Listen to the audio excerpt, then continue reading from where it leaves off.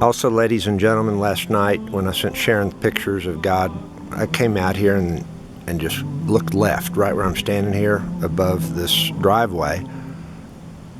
A huge face, half the size of this hill, smiling at me. That was God. There were no clouds in the sky. He shows up wherever he wants to. Now, it's changed some today. I mentioned on that email to Sharon the angels lining the driveway here to the castle. I got these on film before, but I'm now with a higher quality camera.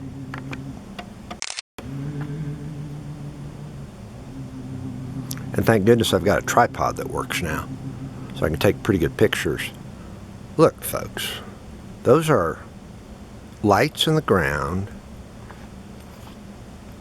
and forming these images on the wall up at the castle here. And the faces are created by the happenstance of where the branches happen to be growing and shadows.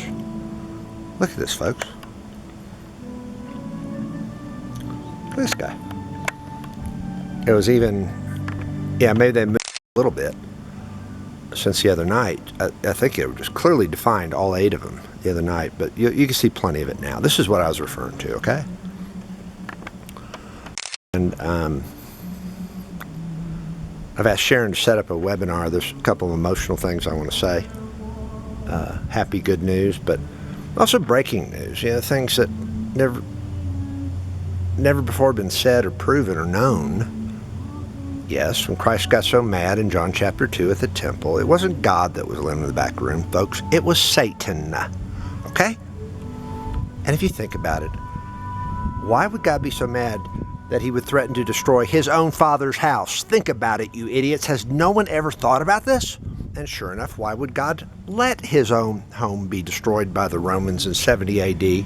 Perfectly consistent with Christ's prophecy as it was. Come on, folks, think. He's talking about the creator of the universe. And it was never rebuilt because once they put the New Testament together, as they did, under the leadership of Satan and a bunch of power and money-hungry bishops in what became the Catholic Church and the Vatican,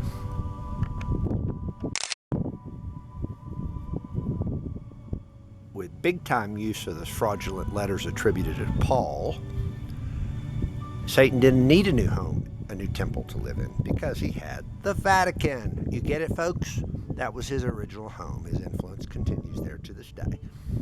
A city-state that guards its dirty little secrets. The trillions of dollars stolen from parishioners over the years. Trillions.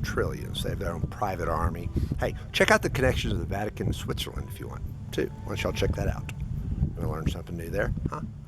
Okay. So, but anyway, I've asked Sharon to set up a webinar. There's about 5, 6, 7 emotional things I want to say. One being the realization sinking in last week, really of what happened to me 3 weeks ago. I mean, as far as I can figure, I was clinically dead. My heart wasn't beating. And God brought me back again. And it wasn't the first time. So I do feel very emotional right now. And more so even than I was on the afternoon of the 22nd in that first video, because the realization of how deep that really was. I didn't know what systolic blood pressure was. Sorry, folks, I've seen the numbers. That's the pressure when your heart's beating. The lower number is the pressure when your heart's not beating.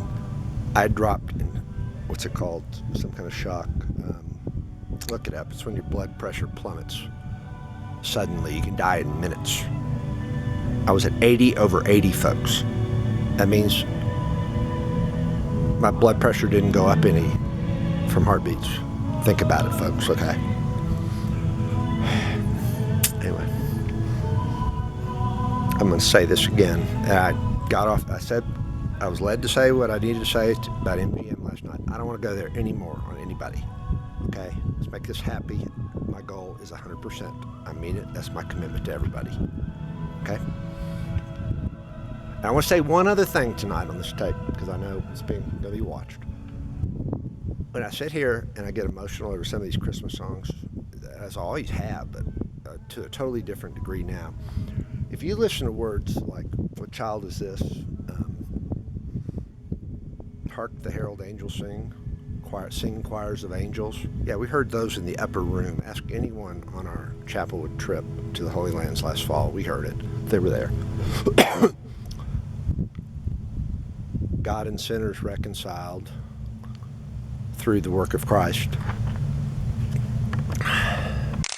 I listen to these lines and these words. It's no longer Christ back when. This is talking about now. Talk about prophecy.